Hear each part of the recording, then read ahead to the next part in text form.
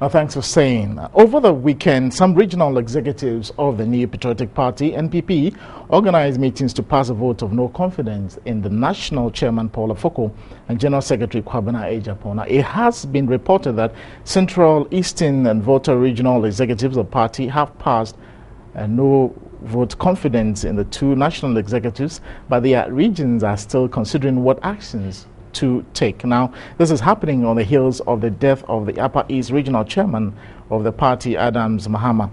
To delve more into these matters arising, we'll be speaking to some officials from the NPP to give us more into exactly what the situation on the ground is and whether it will help them in the 2016 elections.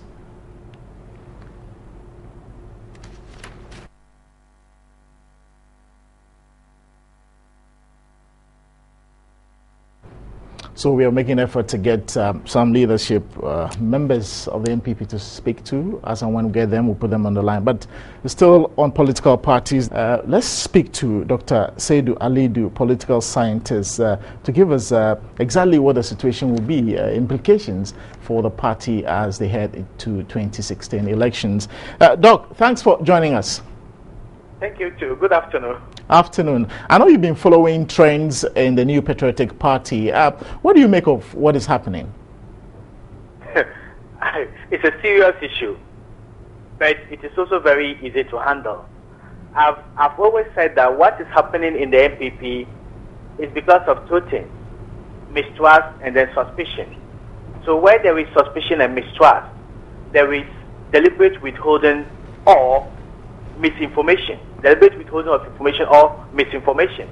And where you are suspicious of each other as a family and you deliberately withhold information or misinform others, it's going to lead to a lot of chaos.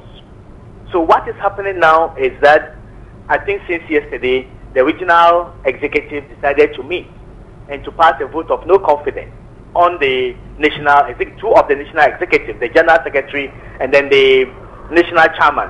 And then in three regions they succeeded, but in the other regions there was a lot of chaos. Some didn't agree, or some people the meeting couldn't come to an end.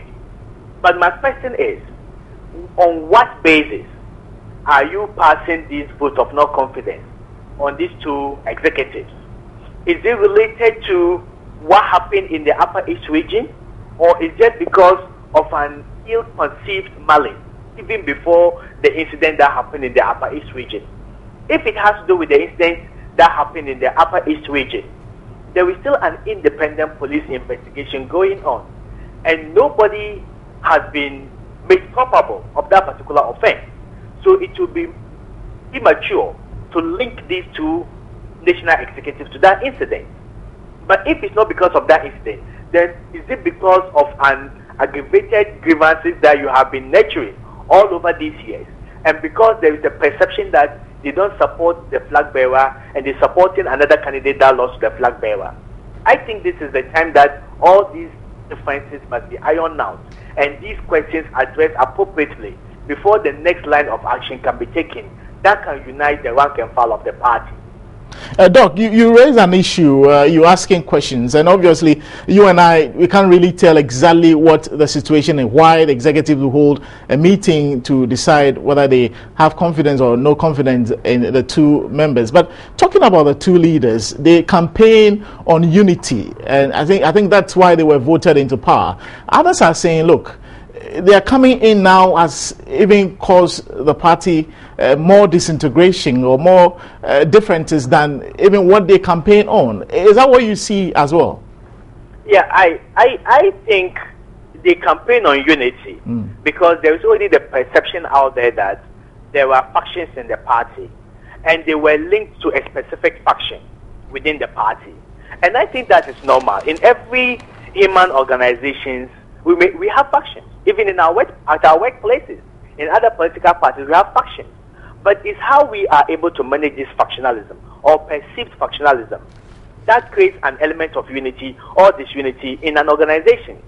So because they were perceived to belong to one particular faction, they were campaigning whether that once we are voted into power, they will be able to bridge this rank and file and put to an end these perceived divisions in the party. But when they win power, I think most people who are loyal to the Nana Akufo-Addo faction think that these two gentlemen, contrary, are working to deny the party of victory, quote and unquote, 2016, which I believe is born out of suspicion. The suspicion is that because they don't support the flag bearer of the party, they may work and act in ways that may injure the fortune of Nana Akufo-Addo. So if that's the perception, I think as a family you can sit down to iron out those perceptions, correct out the misperceptions out there, and move forward as a family. But if you are trying to, try to bring this element of no confidence, fine. If you succeed in passing a vote of no confidence in them, you hold a special national delegates conference, and then you vote for new executives. It is going to eat into the time, of the NPP to campaign at the national level. Because if they succeed in impeaching these two individuals or voting them out of power, then they will have to follow another democratic processes that is opening up negotiations for those two vacancies, allow people to file for the positions, campaign widely, and then you vote. That's not only going to be time consuming and eat into your campaign planning, but it's also going to be expensive because it's going to take a lot of resources to run those particular campaigns. Right. So I am thinking that before such a decision is taken, they should all remain neutral, allow this police investigation into this particular issue. If indeed that is the main issue that is leading to this agitation, they should allow the police to come to a logical conclusion, find out the culprits, and if they have anything to do with this, I mean these two gentlemen, if they have anything to do with this particular issue, then you cannot take that particular decision, allow your constitution to reign supreme. But as it stands now, it will be premature to link them to this particular issue. And if they are linking this vote of no confidence is related to that particular issue, I think they have to exercise caution. Right. Now, Doc, finally, before you go, any implication going into 2016? People are saying, look, this will definitely affect them. But others are saying, look, if they put their house together and settle issues, they can be worthy candidates next year. Yeah, I have always said on numerous platforms that people will not vote, Ghanaians will not vote the NDC government out of power because there is a perceived, misgovernance. For example, maybe because we face the issue of energy crisis, or because there is an element of perceived corruption, or there's an element of mismanagement of the economy, perception, would not necessarily translate into the NDC losing an election. What Ghanaians will look at is that even if NDC, let's assume that NDC has failed in terms of managing the economy, in terms of managing the power crisis and everything, do we have a credible opposition? What the NPP is doing now do not present them as a credible opposition to the NDC. So if even, let's assume that the Mahama administration is failing and the NPP is disorganized, they can't replace the Mahama administration. So until they sit down, until they realize this fact and sit down and close their rank and present themselves as a credible alternative to the government, no Ghanaian will waste their vote voting for them. Because if you can't even keep your small party in order, how do you manage Ghana as a country? People will not do that. All right. Doc, thank you so much. Dr. Seydou Alidu is a political scientist sharing his views on current situations happening in the New Patriotic Party. And we have on the line as well Nana Akomia, is the Director of Communications of the NPP, to tell us more about what is happening currently. Thanks for joining us, Nana. Is it a worrying situation for the party? Hello? Thanks for joining us, Nana. Can you hear me? Yes, I can hear you now. Is it a worrying situation currently what is going on for the party? Yes. How worrying is it for you?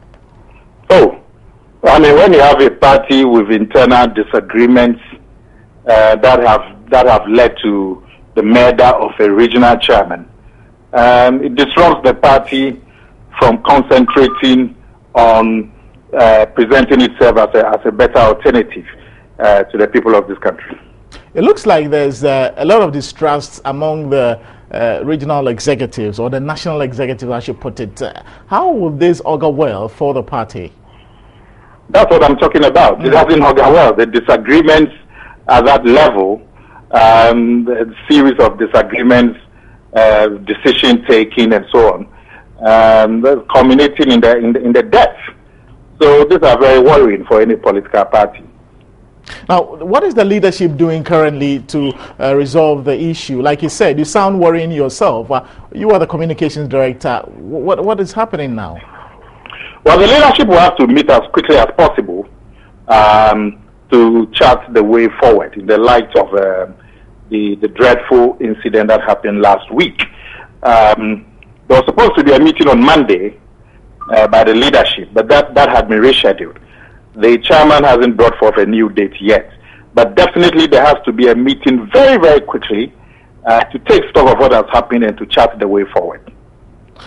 Right. Now, before you go finally, Nana, what does the Constitution say about the impeachment process? Because that's what we are hearing on the airwaves, that, look, we have to impeach these two leaders. But what does the Constitution say specifically on Well, that? if you take the NPP Constitution, the part that talks about impeachment of an elected official is a very, very short part, just about 2 pages. It is in Article 10 of the NPP Constitution. The provisions are very simple. It says that when at least 40% of the electorate sign a petition calling for the removal of a particular elected official, and then it triggers the process. Once at least 40% sign the petition, then the National Council may decide to suspend the particular official. And then within 1 month, they have to call a meeting to take a decision on the matter. That is all. So you think what is happening currently is a step in getting the 40%, or they've not even started going according to the Constitution yet? Well, my understanding is that the regional executive members have met since yesterday. I think that there will be some other meetings today. And the purpose of the meetings is to achieve a broad consensus in presenting a petition to the National Council to ask some specified national officers to step down or to resign. That is not exactly an impeachment process. An impeachment process, you have to get a minimum of 40% signatures of the people who went to elect them internally. Once you get that, then the National Council, based on that, may suspend the officials, and then within 1 month, they call a meeting to decide the fate.